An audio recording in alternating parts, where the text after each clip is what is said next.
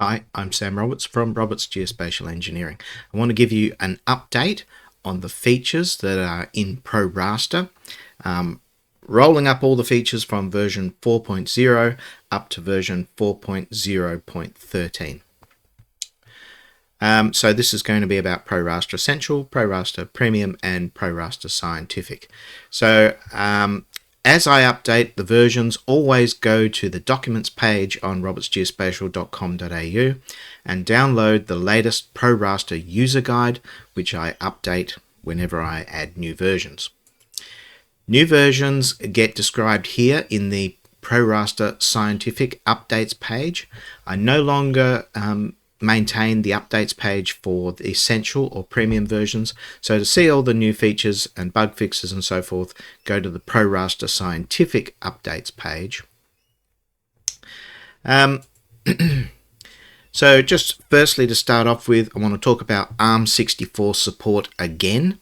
That's because the Microsoft Store doesn't prevent people from downloading the product if you have an ARM64 processor, and I can't prevent you from downloading it or installing it or purchasing it. Now, at the present time, version 4.0.13, ProRaster Scientific is not supported on ARM64. It simply won't run. When you run it, nothing will happen. There'll be no error message, nothing. ProRaster Essential and ProRaster Premium do run, but they're substandard. They're not good enough. So if you have a Copilot Plus PC with a Snapdragon CPU, or if you have Windows on ARM running on, say, an Apple PC, then at the present time, ProRaster is not compatible with your CPU.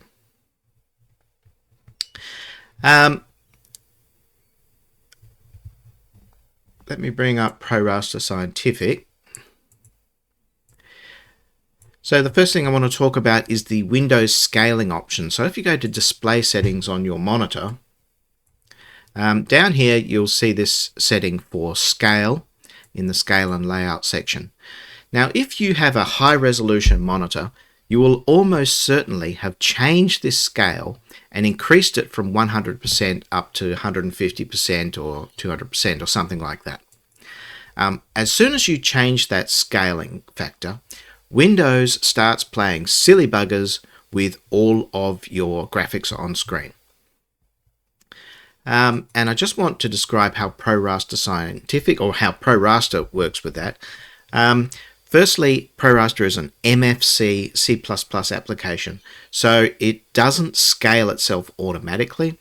So I now rely on Windows to do the scaling of all of the user interface elements like icons and text and everything else, which is not perfect, but it's the easiest way and most appropriate way to go about it for one of these legacy style applications written with MFC. However, if you open a map window, either a 2D map window or a 3D map window, we have some additional options. So if you go into the options dialog, you can see here there's these two options: render at maximum resolution in 2D maps and render at maximum resolution in 3D. By default, 2D is turned on and 3D is turned off. Now, what that means is that when you open a 2D map on a high resolution monitor, it will render at the pixel resolution of that monitor. So you'll get very high detail and maximum resolution rendering. You can do the same in 3D, but by default we don't. We use that scaled resolution, so at 96 dpi, because it's not so visible in 3D. But in 2D you can certainly see the difference in the detail when you render at the maximum resolution of your monitor. So there's options to control that. The reasons you may want to control it is that it takes longer to render at that higher resolution. It might take essentially 4 times longer to render a map window on a very high resolution monitor than on a standard resolution monitor. But there's options there in the options dialog to control that. So there are some new operations. These are in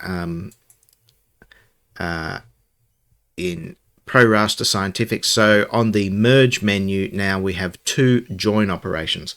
A simple join, which has always been there, and we now have the complex join operation. I won't go through how to use this, but it extends your capabilities for joining rasters together into a single virtual raster.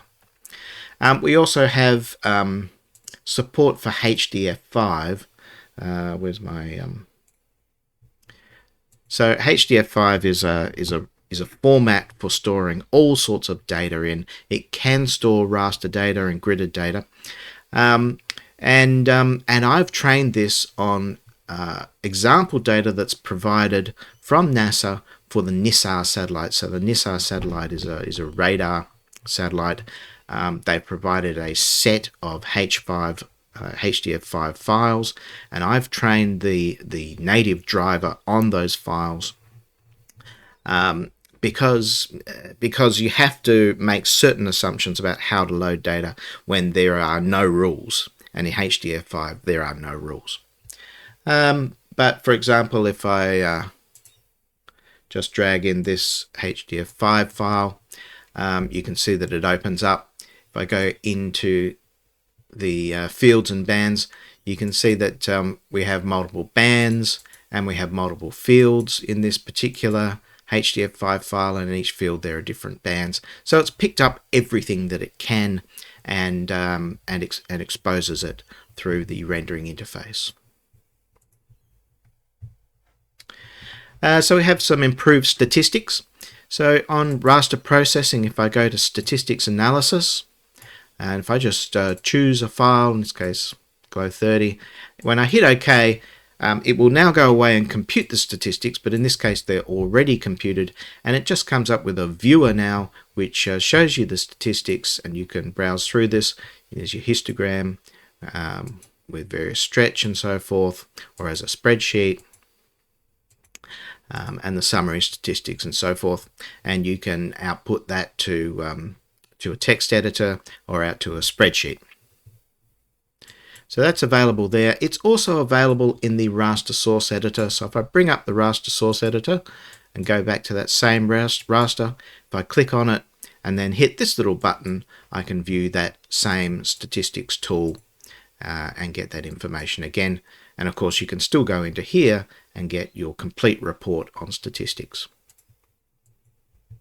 The last thing about statistic is that there has been a improvement to the way that we compute histograms for very large data sets, and that's an important improvement, and it's made significant improvement to the quality of the histograms that we generate for data sets that have hundreds of billions or trillions of data points in them. So let's look at some improvements in just the map window. So if I go to, I'll just drag and drop some data here, grab from the other screen. So if I drag and drop a raster onto ProRaster Scientific, it automatically displays it. Now if I drag and drop another raster onto ProRaster Scientific, it asks me whether I want to put it into a new algorithm or into a new layer in the current algorithm. Well, there's another way to do that now, and that's to drag and drop onto your map window, and then there's no questions asked, and it creates a new layer in your existing algorithm. And in this case, I've drag and dropped the Gulf of Mexico bathymetry data onto the Glow30 DEM, and we now have two layers in our algorithm. So whilst you're moving your mouse cursor over this map, you can see that I have tooltips set to key data value. If I don't want to see that, I can just hit the Shift key now, and it is turned off. The tooltip remains so that you can read it, but you can now move around without getting the tooltip displayed. We have new copy and paste options. So if I go to the algorithm and right click, I can go copy algorithm to clipboard. Now if I close ProRaster and reopen it again, here it is, I can now go new algorithm from clipboard and paste it from the clipboard, and we get our algorithm back again. You can also of course copy the algorithm into your existing instance, so you can just duplicate your algorithm if you want to make certain changes to it and see how things look different.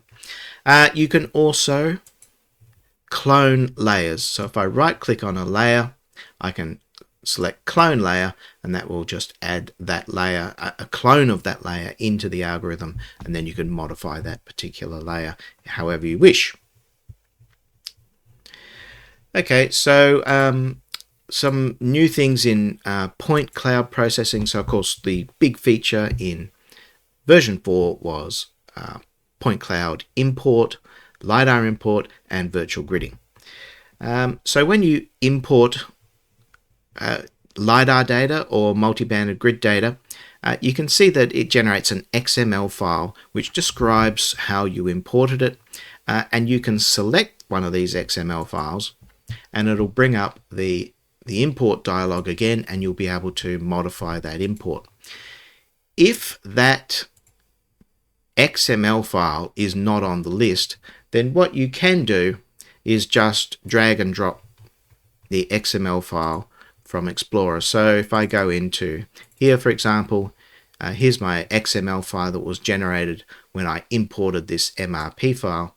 If I drag and drop that onto ProRaster Scientific, it brings up the importer again, and I can run that import or modify that import. On the multi-banded point import, there's a cell size calculator which helps you to work out what cell size you should use in your MRP file.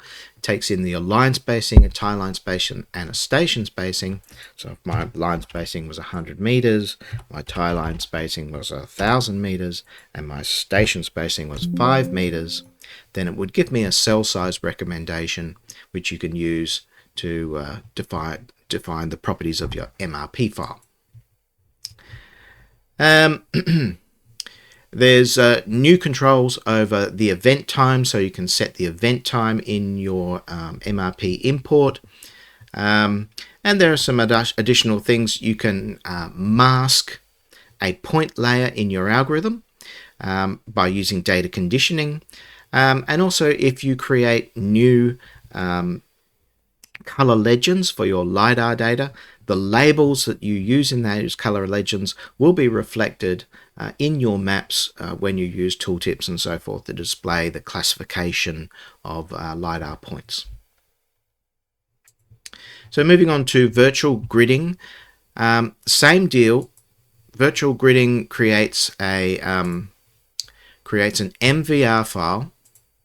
If you drag and drop that MVR file into ProRaster Scientific, it opens up the virtual gridding dialog. And so you'll be able to modify that. If you don't want to modify it, you just want to display it, hit cancel, and then it will open the virtual gridding raster and do the gridding in real time. So now we're doing some gridding of some LiDAR data in real time, probably triangulation. In our virtual gridding dialog, there's a new option where you can define exactly the cell size that you want, and there's also an option here to set the tile size, and that is specifically for performance. So we thread the gridding operation by tile. So if you have a large number of threads available, for example, you might have an AMD Threadripper CPU, then you can use a small tile size, so we'll be generating more threads and you'll be getting better multi-threaded efficiency. In trend reinforced minimum curvature, with automated trend reinforcement, there are new options in here. I'm not going to describe them. To learn all about this, you'll need to go to the ProRaster user guide, where you can read the detail about these new options which give you more control over how that trend reinforcement system works. So that is the new features. There are a lot of bug fixes and a lot of modifications and improvements, but they're the new features rolled up from version 4.0 up to version 4.0.13. Mostly in ProRaster Scientific. Of course, some of these things also apply to ProRaster Essential and ProRaster Premium, and those applications, even if they don't get the processing features that are in ProRaster Scientific, they always benefit from the improvements to the core functionality that we make across the whole product suite. Thanks for watching.